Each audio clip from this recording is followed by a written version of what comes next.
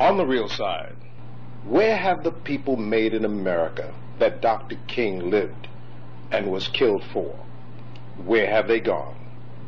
I'm Emmett Abati Doe, and we're going to get right to the point.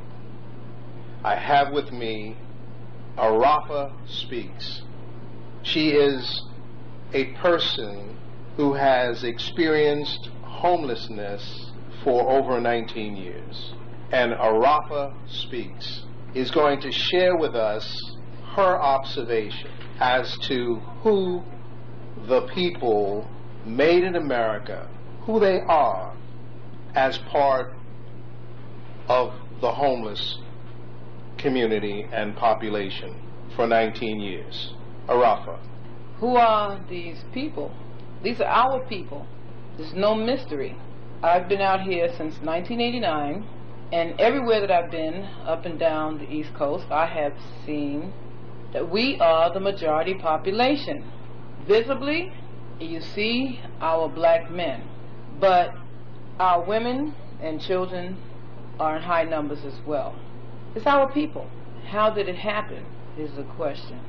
When you say our people, Arafa, who are you speaking of? We're talking about the people made in America, black people. We're talking about African Americanized people.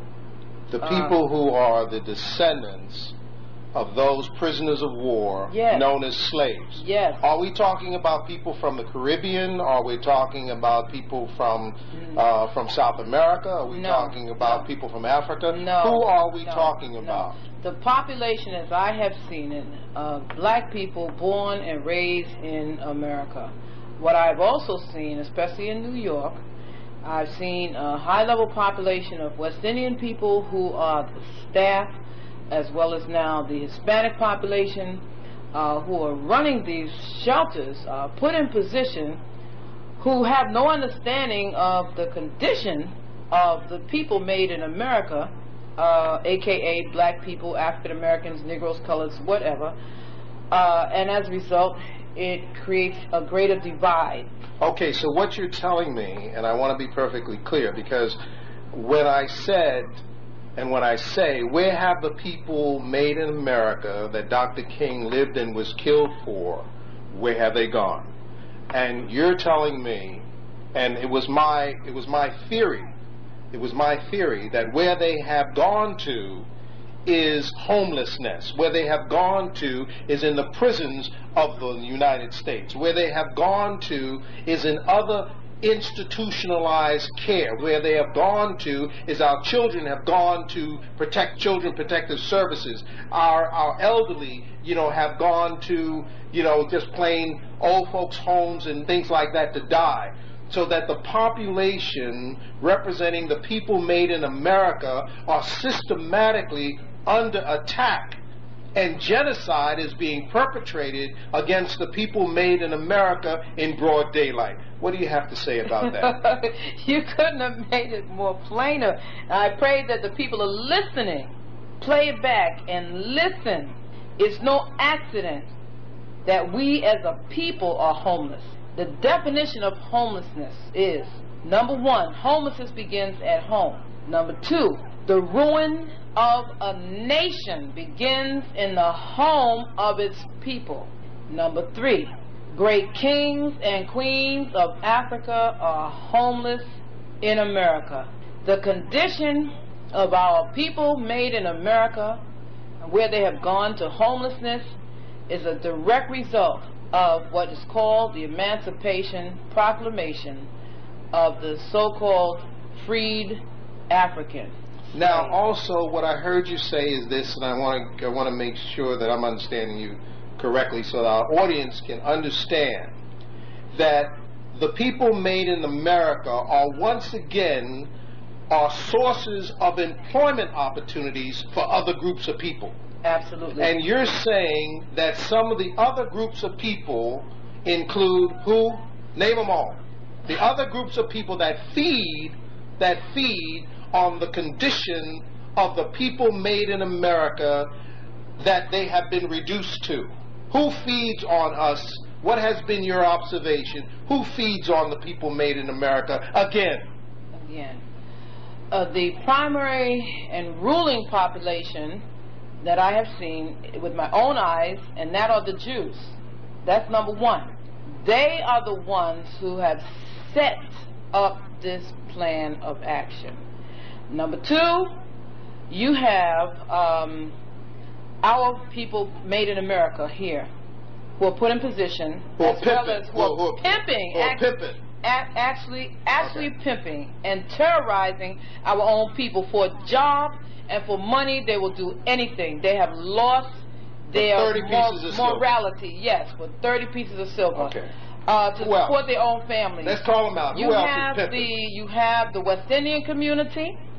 You have the Hispanic community. Now, wait a minute. Now, when you say the West Indian community, what roles specifically? Let's be as specific as we can. What roles do they play? They are directors of organizations. They are put in positions such as at the Salvation Army. You have, and they're not always elderly, mature people.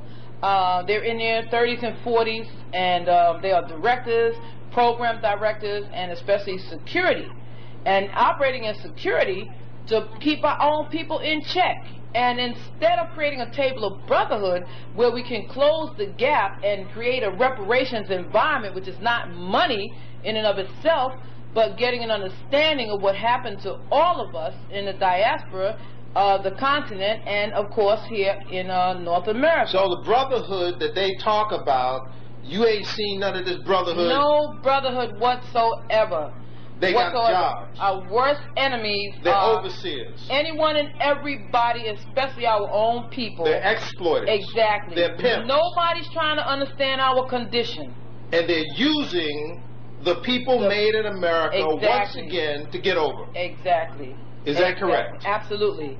And if anyone does not believe what I'm saying, I challenge you to accept the challenge, to check into the hotel hells and see for yourself if you will be treated any better than what we have described here today. Now, I want you to tell me a very quick story. I want you to tell me about the conditions that you have been subjected to by the Salvation Army in New York City. And I want you to specifically talk about the lounge, and we will wrap this up. And thank you. The lounge is on the second floor of the Salvation Army William Booth Drop-In Center, located 200 Tillery Street in Brooklyn, New York.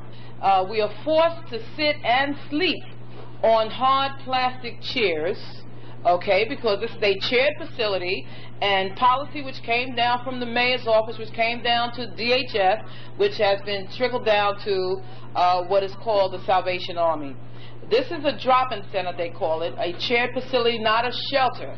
But for the winter season, they open the facility 24/7. Even though the 24-hour operation, okay, requires that people sleep through the night, you would think that they would accommodate them by having cots and things of that nature. Not so. You are expected to sleep on one chair. You are given an infraction if you sleep on the floor, which is what happened to me, and as a result I was put out. There is no compassion whether you are pregnant, whether you're overweight, your feet or your legs swell. It doesn't matter whether you're crippled. Your condition as an elder does not matter.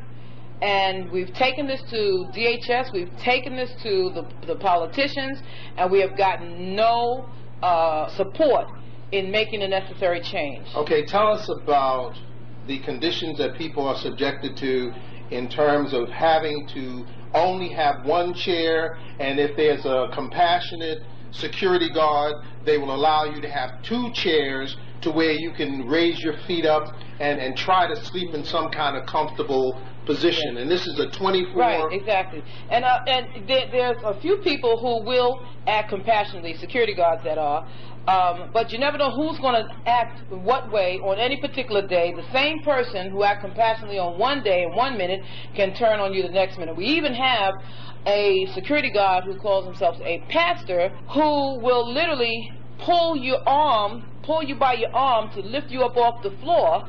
And I understand that the director, Tracy Appiah, who is a black woman who is also a foreigner as far as I understand, don't know where she is from, and she's not that old, They have security cameras in all the rooms except maybe for the bathroom. And we hear all the time repeatedly that she's watching us from her home on the computer. And so everyone walks around in panic and fear, these security guards, that she's watching and she sees and she's going to come in and every morning she's going to look at this and, you know, and somebody's going to lose their job. So instead of doing what needs to be done to meet the needs of homeless people, they're constantly living in fear and projecting that onto the homeless. Thank you very much, Arafa Speaks. And it's got to stop. And I agree. For On the Real Side, I'm Emmet Abati Doe. Visit myspace.com/Really Quitting America. Thank you for listening. Please support the men who speak for the empowerment of our people and the strengthening of our men. To send a donation via PayPal, please send funds to Abati Doe and the number 2@yahoo.com. Even the smallest donation can help make a big impact. For more self-empowering wisdom, personal one-on-one guidance for African men, and for coaching in powerful business strategies, please contact Mr. Emmet Abati Doe at that address. Thank you for your support.